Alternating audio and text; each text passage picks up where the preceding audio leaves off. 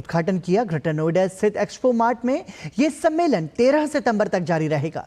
प्रधानमंत्री ने सेमीकंडक्टर उद्योग से जुड़े लोगों से भारत में निवेश करने, देश में बनते इकोसिस्टम और वैश्विक सप्लाई में महत्वपूर्ण भूमिका निभाने वाले भारत का भरोसा दिलाया।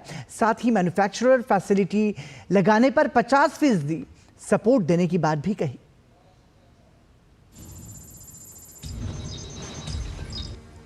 This is the right time to be in India. When the chips are down, you can bet on India.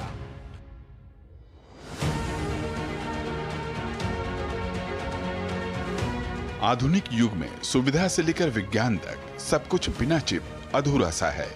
इतनी अहम हो चुकी चिप निर्माण के क्षेत्र में भारत अब कदम बढ़ा चुका है। कम समय में 5 से ज्यादा निर्माण यूनिट भारत में कारोबार शुरू करने के लिए तैयार हैं। इसमें और तेजी लाने की दिशा में प्रधानमंत्री मोदी ने सेमिकॉन इंडिया 2024 का उद्घाटन किया।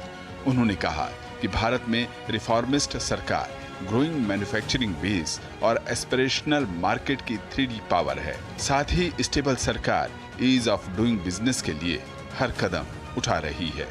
भारत में सेमीकंडक्टर मैन्युफैक्चरिंग फैसिलिटी लगाने के लिए 50% सपोर्ट भारत सरकार दे रही है। इसमें राज्य सरकारें भी अपने स्तर पर और मदद कर रही है।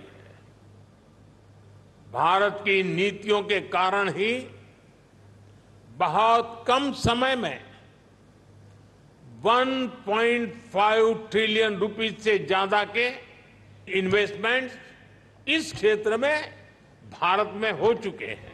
उन्होंने बताया कि भारत में इकोसिस्टम बेहतरीन है। डिजाइनिंग की दुनिया में भी 20% भारतीय प्रतिभाएं हैं। वहीं 85,000 इंजीनियर शोधकर्ता भारत तैयार कर रहा है। प्रधानमंत्री ने बताया कि भारत ने सफलतापूर्वक पब्लिक डिजिटल इंफ्रा तैयार किया, जिसने लास्ट माइल डिलीवरी सुनिश्चित की। ऐसे में उन्होंने वैश्विक सप्लाई चेन के लिए भारत को एक भरोसेमंद देश करार दिया।